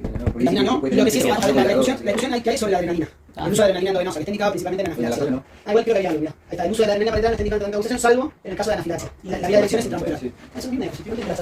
Eso es lo que resume igual del sulfato de magnesio, calculo que lo habló. O sea, desde el punto de vista, si vos pero la tira los otros complicaciones. Sí, está indicado, está indicado, porque no tiene efecto, no tiene ningún efecto adverso, ninguna contraindicación, no hay evidencia fuerte de que patológicamente funcionaría. por la nebulización, pero no hay evidencia a favor. Hay algunas cosas a favor, pero en contra y la recomendación es usarlo. Sí, realmente la dosis de corticoides tiene que darle. No. ¿Cuál es la dosis de corticoides? Se pone 200, bien. Ok, Ahí eso se le pone basal prendí. basal, y oral. Claro. Fuerte. 40. Me prendí. Me prendí 40. Entonces, Yo le cuento de no me lo sé. 200. Bueno, 180, 170 millones. Sí, bueno, pero no existe. sí, le puedes dar 100 incluso. Eso que preguntaron es porque está estudiada también la sobredosificación de corticoides en el AMA. 300 y 100 cada 8. 500, yo también la vi de 500. Eso, la dosis está bajando. Yo tenía que cumplir 100 por día, se apagaba los de todo y toda la capacidad. Sí, y se puede usar 100 días. Mejor si vos tenés entre 100 de dar 100 días, el efecto ya está cubierto. Lo otro que he visto también fue que en vez de dar 100 de una, porque lo que se hace acá es como que se le enchufa los 100 o 200 con ingreso al paciente y le dan como menores dosis, por ejemplo, dividen eso. Y si yo, según lo que nosotros hablamos de la fisiopatología, el corticoide es lo mismo. Es lo mismo. Y la dosis bilateral, igual hay, sí, no me acuerdo, porque depende del corticoide que tengan. Lo ideal es usar la meprednisona y la prednisona por la relación entre el efecto grupo corticoide y mineralocorticoide. Meprednisona es 40 y prednisona es 50. Y después las referencias son las equivalencias de si usas metazona o dexametazona. Tengo una página de internet que dice lo otro. Hay una app que se llama Pero falta uno que tú usas, porque como Mepreni hay algunos que hagan. 40 de Mepreni es 50 y es 100 y pico de hidro. 170. Pero entre Mepreni y hidro hay una diferencia entre ellos. Yo prefiero que le des el Violani y no le pones una vida. Siempre le van a poner. No, bueno, eso si vos decís. Si vos decís que no le ponen bien, es una decisión tuya. Y que se puede sacar la fisicología. Es algo que estamos nosotros mal acostumbrados. No, es algo de mal costumbre nuestra que estamos acostumbrados. A Manuel lo había sacado el lado, pero en verdad. Puede decir, yo no voy a tratar pero nosotros, ustedes piensan que nosotros vemos en consultorio de neumo, vemos todos los días, no le hacemos laboratorio a ningún paciente y a la mayoría no le hacemos ni placas. Porque si el paciente no tuvo fiebre, no tiene preparación mucha boleta, yo solo lo buscamos, tampoco le Acá a buscamos. veces también es una revisación, pero no ¿Alguna otra pregunta? Con respecto a no me quedó claro lo de que si tenía comunicación de casa, Sí. o sea, el RAF de él, digamos. Tiene la crisis, te la aplicás y la alta se va con su Con su medicación medicación. sin modificarle la Lo único que le darás son los corticoides y depende de la crisis que haga, le puedes dar en los primeros días, que es el mismo tiempo que va a usar los corticoides, el salbutamol y el hipratropio. Adicional, pero vos no le modificás, no le Era haces con su medicación y vos le adicionas salbutamol, el corticoide y el hipratropio según la severidad de la crisis. Sí. Una última ya, pero eso ya te paga. Porque acá, qué sé yo, que le ponen glucosamina cada 12 y patropio cada 6 y otra cada 4. Cada 8. Y si pone cada No 6 te cada dicen 12, ya hay un Creo que el segundo de 4 al 6. La mayoría de veces y La mayoría de las veces menos encima. Eso no está escrito en ningún lugar. Yo también empecé a trabajar de médico y vi que se hace eso. Y cuando uno va y busca, es algo que alguna vez alguien hizo y quedó, me parece. No te podía decir dónde salió. No hay ninguna evidencia. El famoso combo de Pupa. El famoso combo, exacto. Y después el uso de beta 2 y de Sama es un poco, según indicación de lo que tenés, una regla de beta 2, K4, ¿no? Y está escrito Después el hipatropio no tiene tanta acción en la crisis diamática como en EPOC, ¿en ese sentido? Porque no, el mecanismo de acción es el mismo. Y en el AMA te indicaban las crisis moderadas para adelante. Y lo que pasa es que actúa sobre un lugar distinto. Es una parte de la vía aérea, de la caja inflamatoria. No tengo el número de teléfono del lugar ese No entendí, confuso no entendí desde la parte de título que dice más para adelante. ¿La grabaron la clase? Sí. La puedo volver a escuchar de camino a casa. Gracias, profesor. De nada, La pregunta siempre el tema, el tema del tiempo, tendría que ser como tenemos 40 porque por ahí es hace seguir bajando la depresión. ¿Cómo? No hace falta. En realidad vos estás obligado a aceptar y a partir del día 21. Antes no te puedo decir que sí. Eso sí que queda a tu criterio y depende. Por eso lo que nosotros decimos a la guardia es que le den corticoides de 3 a 5 días, de las 48 a 72 horas lo mandás a neumo, que el neumo se ve después. Claro, me la agarramos. Si yo veo ese paciente en el consultorio y el paciente está perfecto, lo más probable es que por ahí le cambié 3 días se lo suspende el corticoide y no le más. Yo le doy y el paciente sigue comprando copamo, no mejora tanto y le da un tratamiento más largo. Eso es lo que hacemos, no hay ninguna otra ciencia oculta. Ajustamos el tratamiento a los síntomas del paciente. ¿Sí? Espero que eso ya se lo hayan dado. Si no lo tenía. ¿Qué hago yo en el consultorio? ¿Decís? Sí, depende de cómo esté. En realidad, esa es la decisión de modificar el tratamiento de base. Uno trata de no tomarla durante la crisis, a menos que sea la cuarta crisis o la que viene. Si el paciente tuvo una crisis y no sabía que tenía asma, le dejo el corticoide inhalado, espero que haga el efecto del corticoide sistémico y después voy viendo en el tiempo. Somos bastante conservadores a la hora de escalar el tratamiento, por los costos, por la dificultad de conseguirlos y por la parte la mayoría de los asmáticos con el corticoide monoterapia andan bien. Son los que tienen que cumplir. Claro, eso yo desconozco más que tiene una primera crisis moderada, severa, y ya le mandás con tratamiento. Hasta que lo vean neumonólogo, sí, después si es asmático no es problema del neumonólogo. Porque si es un primer episodio de crisis, el neumonólogo tampoco tiene forma de saber si es asma. Claro. La crisis de asma tiene que tener un cierto continuo en el tiempo donde repita esos episodios. Nosotros lo que hacemos es tratarlo como un asmático y después vas viendo cómo se comporta el Igual, paciente. se manda con 3, un corticoide más de 3. Depende de qué tenga el paciente. Corticoide sistémico siempre, corticoide señalado si no tenía, se lo dejás para que empiece un tratamiento y después le das de broncodilatador de corta duración según la severidad de la crisis. Si era leve, solo salbutamol, si era moderada, adelante, hipratropio. Si era grave, por ejemplo, sulfato de magnesio también. Pero igual si van a sulfato de magnesio le llaman a Erlan. No importa la hora que sea, son las 3 de la mañana y tienen dudas sobre el sulfato de Y no se puede magnesio. intoxicar. Y lo llaman a Erlan y le preguntan, tenemos un paciente así, así, así, le pasamos el sulfato de magnesio, lo llaman a él. Igual podemos pasar entre nosotros también. Esto de la miel. Una última pregunta sí que se me viene a la cabeza, que esto que decís que hay como diagnósticos diferenciales de broncoespasmo, digamos. Del síndrome del broncoespasmo. Sí. Bien, uno dijiste el test que me parece súper, o sea, algo que no lo pensamos y está bueno. ¿Hay algún otro diagnóstico diferencial de gravedad que podamos En pensar? lo más importante es insuficiencia cardíaca y si hay muchas consultas y es cólico resistente que no es el mismo cólico dependiente. Hay otro, lo más conocido es la vasculitis ANCA, que es lo que todo el mundo por ahí te repite cuando uno empieza lo primero dice eso, pero es raro eso. La verdad yo le pido un ANCA a cada paciente que viene con broncoespasmo. Pero es raro, igual no encontramos mucha vasculitis ANCA por asma, pero bueno, es otro diagnóstico. Bien. Sí, del test. Lo más importante es insuficiencia cardíaca y si es cólico resistente, el B. Bien. Listo. ¿Hay más? Yo me miro con ¿Qué tinaco del aplauso? ¿Cómo lo dices? No, lo que quería hablar de adrenalina y nada. ¿Qué es? ¿Un paciente? Yo ahí después soy... No, deja preguntar. Y bueno, activar el micrófono. ¿Sí? ¿Está bien? Sí. Sí, no pasa nada. El motivo de la charla de clase de hoy es púrpura. Ganas de que no se quiere suicidar a la edad. La idea es un abordaje cortito de una versión de que maneja la guardia, de una enfermedad que a nosotros no es tan poco frecuente, pero para el libro sí. Va, un oculta, por lo menos, una única. ¿Cómo para pasar Con la pipita abajo. Toca, porque debe estar apretada en el coso del pequeño. Bueno, que la púrpura es la formación sanguínea cutánea que no desaparece ante la micropresión. Eso significa que tienen manchitas rojas en la piel, que cuando uno abre así, no desaparecen. ¿Sí? Por ejemplo, si desaparecen como las telangiectasias o las máculas que son por reacciones alérgicas terminales, si no desaparecen de la micropresión, se llama púrpura. Cuanto más grandes son petequias, cuanto más grandes son equimosis, que es el chichón. Púrpura. ¿Cómo abordar un paciente con púrpura? Básicamente, un paciente con púrpura, uno lo piensa en la cabeza, lo divide en dos grupos. Si tiene o no, trombocitopenia. Si tiene trombocitopenia, se le tiene que ocurrir que puede ser una PTI, que puede ser una PTT o que puede ser una CID. PTI, púrpura trombocitopenia inmune, PTT, trombocitopenia trombótica, CID, como síndrome de Sin trombocitopenia, puede ser vasculitis. Nosotros vimos varias veces acá, yo ligero, que es dolor de panza y púrpura en las piernas. Infecciones severas con la meningococcemia, que lo ven más en pibitos. Fragilidad vascular, en los viejos pasa un montón, y el escorbuto recibió un detalle divino. Lo que me ocurrió en la puta vida. Como para cualquier paciente que viene a la guardia, de consulta a la guardia, lo hablamos en la guardia, uno hace en la cabeza instantáneamente el ABCD, o sea, si tiene manchitas en la piel y viene escupiendo sangre a chorros, bueno, primero voy a proteger la vida de ella y mientras tanto voy a pensar la causa porque si no se va a morir. Al mismo tiempo tengo que ver si tiene sangrado, si tuvo fiebre, si tiene síntomas neurológicos, si hace pis, si toma medicaciones, está anticoagulado, si tiene antecedentes de alguna enfermedad que sea relevante. ¿Qué pido? Si yo le dije que la púrpura tengo que pensar en trombocitopenia, con trombocitopénica, bueno, necesito un laboratorio. El laboratorio debe incluir un hemograma completo, un coágulo, una función renal, un hepatograma para ver las bilis, LDH, ya vamos a ver más adelante por qué. No siempre, pero en algunos casos podría pedir fibrinogen, PUMS, número D. Lo que seguro tengo que pedir es un flot. Con trombocitopenia. Púrpura trombocitopénica inmune, alto no. Que yo le digo idiopática, pero sí, ¿qué hace? ¿Qué lo pasa? ¿Sí querés? Yo me lo dejo balanceo. La definición es trombocitopenia de origen aislado cuando es trombocitopenia menos de 100.000 plaquetas. El valor normal de plaquetas es 150 para arriba, pero se considera trombocitopenia menos de 100.000, entre 100.000 y 150, bueno, fíjate. El mecanismo fisiopatológico es una desregulación de las células T, de la linfocito T, destrucción inmune mediada por anticuerpos a plaquetas o a veces megacariocitos, que es el precursor de la plaqueta, el megacariocito. Hay la incidencia es 3, hay casos cada 100.000 adultos, todos acá vimos alguna PTI. Más de una vez. O sea, ven que vemos bastante más de lo que la biología dice. Debemos sospechar que es una trombocitopénica inmune cuando es la única citopenia. Si hay más citopenias, hay que hacer una PAMO o una biopsia, una ósea, por ejemplo, en leucemia, digamos, y en anemia, igual para anemia trombocitopenia, se me puede ocurrir leucemia, se me puede ocurrir déficit B12, se me puede ocurrir otras cosas. Ahí puse flashé, PTI secundaria lupus. Bueno, puede ser primera segunda, sí.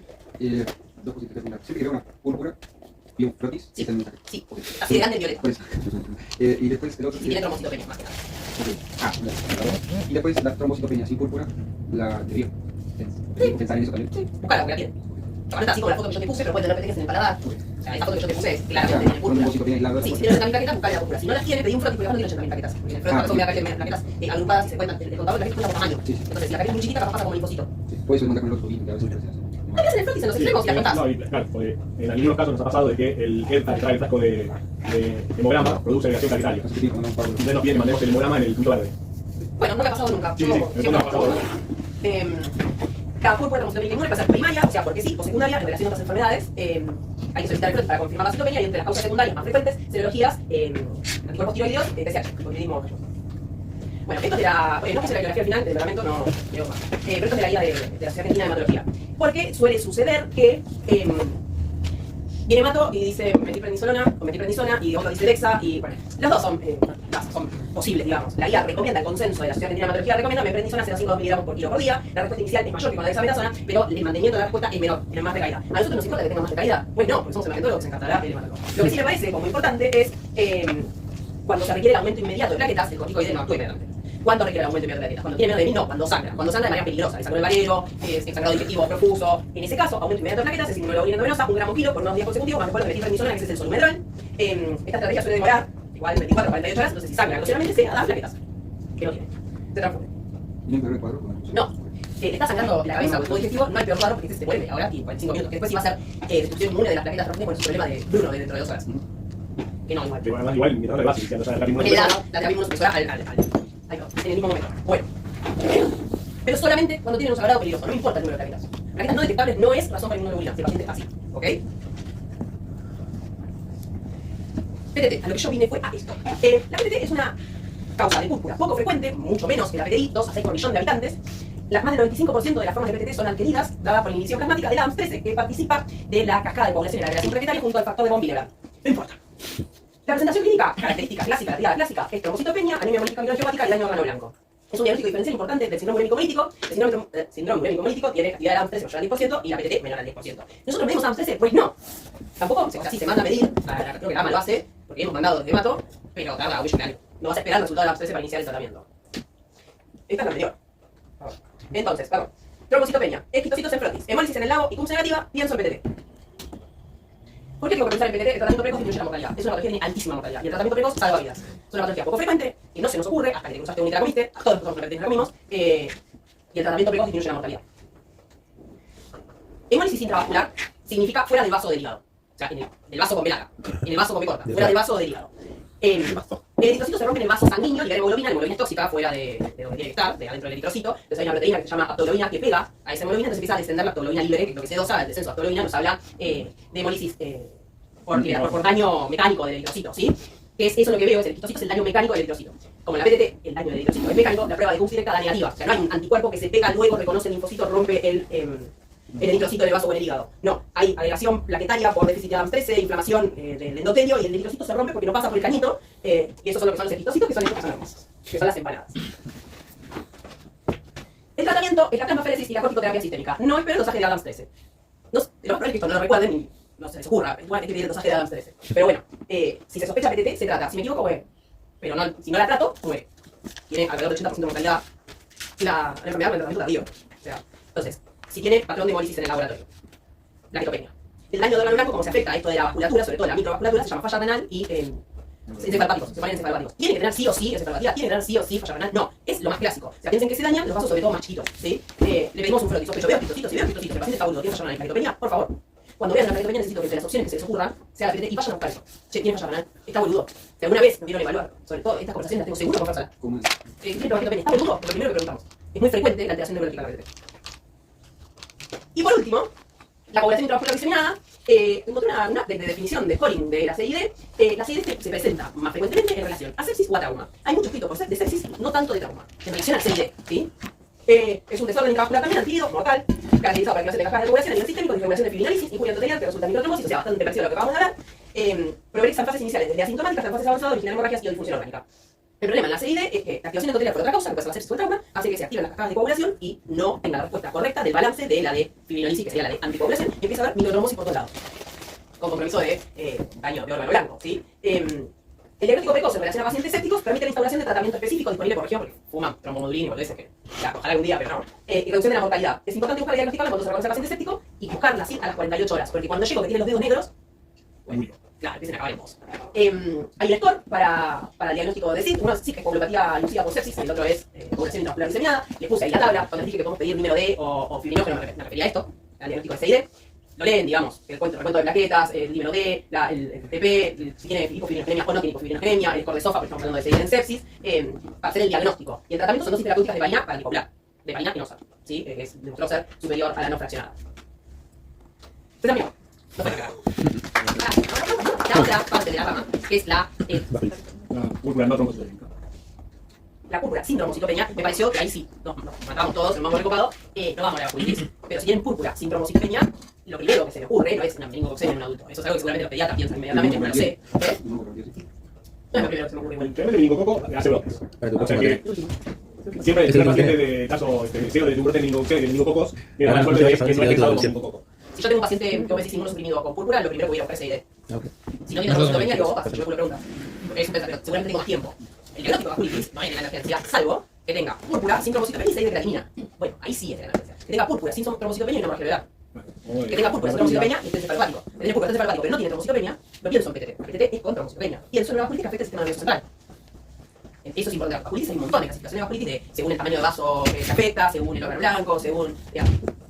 Es importante cuando uno piensa en vasculitis ir a buscar el daño del órgano blanco. La púrpura no voy a pensar en Takayasu, voy a pensar en Wegener o no sé cómo se llama. Problemática con poliangitis. Y la otra que se llama un parecido. Poliangitis. Bueno, ves, hay poliangitis en los dos. Bueno, antes o el neural, o después eso, el pensamiento del diagnóstico de la vasculitis me parece que excede a lo que capaz ustedes, yo creo que tienen que saber, y gracias a Dios, en la residencia siempre hay alguien más con el que charlar estos pacientes, que si es una vasculitis un poco más complejo, si tiene 6 de creatinina, más allá del diagnóstico de vasculitis, que le pongan el curso de solmedrol, que es importante, yo quiero que vean el pH del paciente, qué potasio tiene, si tiene flapping, si tiene Stubuk, pero hay clases de un tratamiento de sostén, que es a lo que nosotros nos orientamos, ¿sí? De polineros le pide el fan. La blanca, ¿sí? Fragilidad vascular, no lo vamos a charlar, con fragilidad vascular tenemos un montón y por gusto yo me paro y aplaudo si hago diagnóstico, alguien hace diagnóstico de específico. No me acuerdo que había de producto. Bueno, me paro y aplaudo yo. Pero además son chicos, hoy en día son... No sé, capaz hay alguno muy adultísimo. Sí. De adulto. Yo me acuerdo de verdad. Claro, sí, esa es la historia clásica. Claro, ves. Pero bueno, no sé, ahora va a ser más amplio.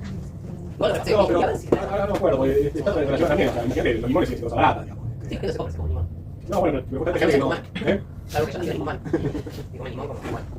Por eso no vimos esta parte, donde digo, no es importante, me parece que sería ampliamente, se puede hablar de la política, yo puedo ser limón. Bueno, ¿se entendió? Sí, gracias. De nada. Ahora sí. Bueno, ahí se puede ver. Está la foto de los papers de la guía.